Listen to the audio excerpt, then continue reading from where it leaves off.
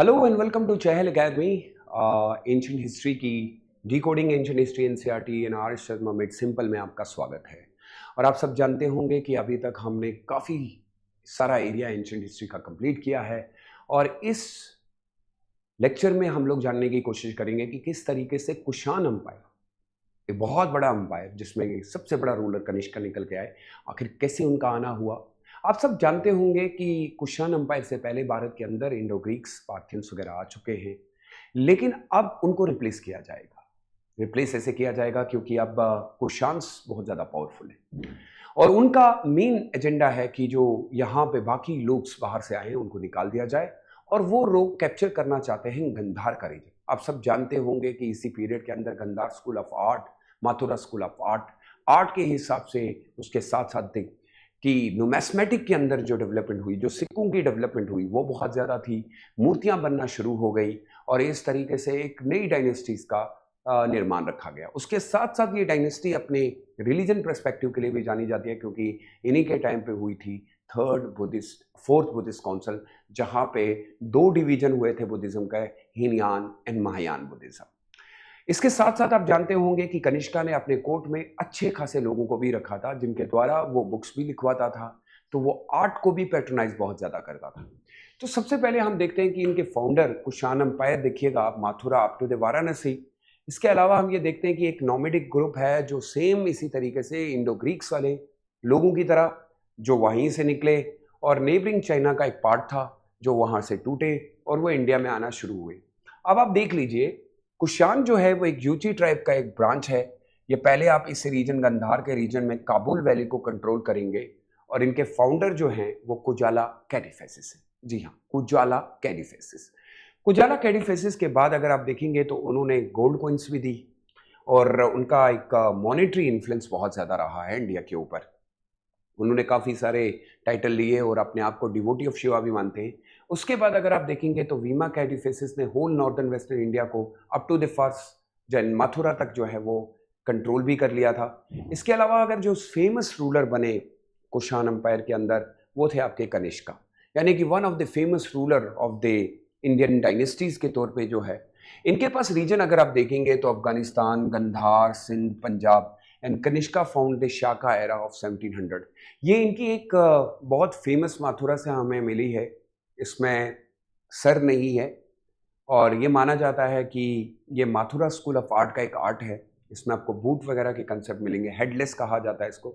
कनिष्का अगर आप देखेंगे तो इतना एरिया कैप्चर कर चुके हैं, Magadha extended its power up to Pataliputra और बोध गया में। लेकिन इनकी जो सबसे बड़ी खूबी ये थी कि ये आर्ट को ज़्यादा से ज़्यादा, और इवन दो ये पैटर्नाइज बुद्धिज़्म, इंडो ग्रीक्स, उसके अलावा हिंदुज़म, ब्राह्मणिकल ऑर्डर, जैनिज़्म, सबके साथ इनके अच्छे खासे रिलेशन थे। अब अगर हम बुक को देखें तो ज्यूरिंग पाटलिपुत्रा में इन्होंने अश्वघोषा को अपने साथ रख लिया। राजतरंगिणी के हिसाब से अगर आप देखें तो कहा यह जाता है कि इनके ही अंडर कश्मीर भी था। तो अब काफ़ी सारे अलग अलग सोर्स हैं क्योंकि जो राजतरंगिणी है वो हमें लेटर पार्ट में मिली है, तो हो सकता है कि ऐसा हुआ हो। अब आप देख लीजिए कि कश्मीर, वाराणसी का रीजन, मालवा रीजन और गंधार रीजन, ये सारा का सारा अब कनिष्का के अंडर था। इन्होंने अपनी दो कैपिटल्स रखी, पुरुषपोरा, पिशावर, सेकंड कैपिटल मथुरा थी, और कनिष्का का हेडलेस कल्चर भी हमें यहीं पे मिला है, बहुत फेमस है ये। इनके समय में इनको काफ़ी सारे जीत तो हासिल हुई, उसके बाद इन्होंने काफ़ी सारे अटैक चाइना के ऊपर किए और जीत भी हासिल हुई। फर्स्ट एक्सपेडिशन जो है वो पांचू के खिलाफ किया गया, but Kanishka lost. In second expedition में पायंग में किया गया, जहाँ पे उन्होंने काशकर, खोतान और यारखंड का एरिया अपने अंदर कर लिया। इससे ये साबित होता है कि कनिष्का का एक पावरफुल इम्पैक्ट रहा है एंशिएंट हिस्ट्री के अंदर।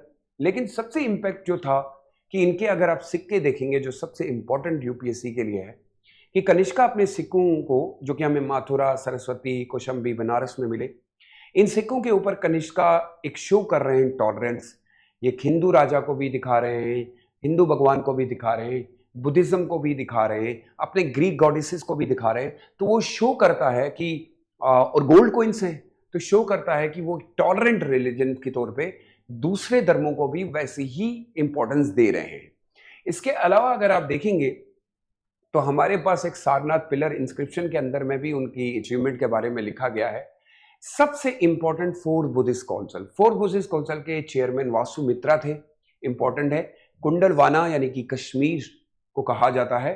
बुद्धिज्म को दो सेक्ट में बताया गया, एक हिनयान, एक महायान। और हिनयान और महायान के बारे में मैं आपको कह चुका हूं कि हिनयान को लेसर व्हीकल कहा जाता है, छोटी गाड़ी। इनका मेन मकसद होता है कि हमें निर्वाण चाहिए।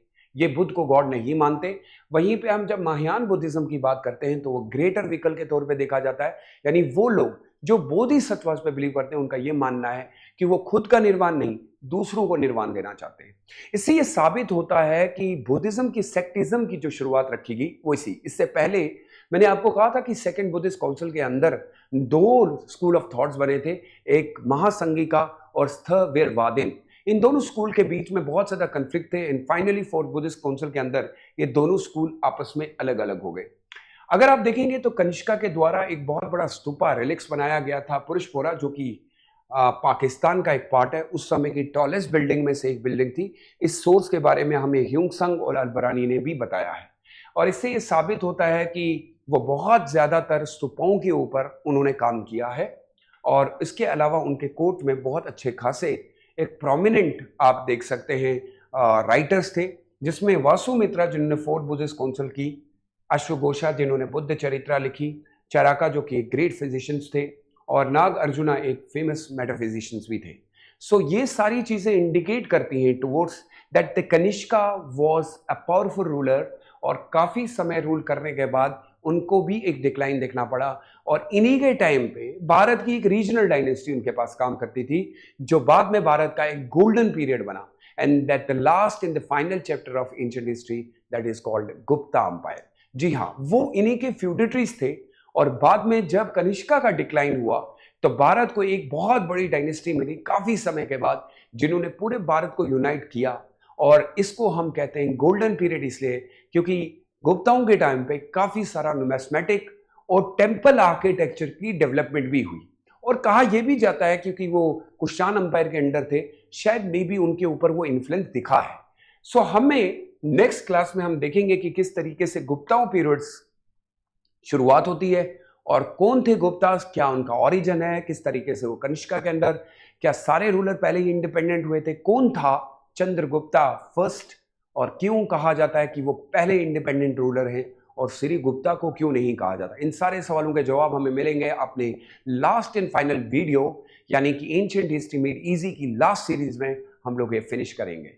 So thank you so much. See you in the next class. Till then, take good care of yourself. Stay safe and stay blessed. Bye-bye.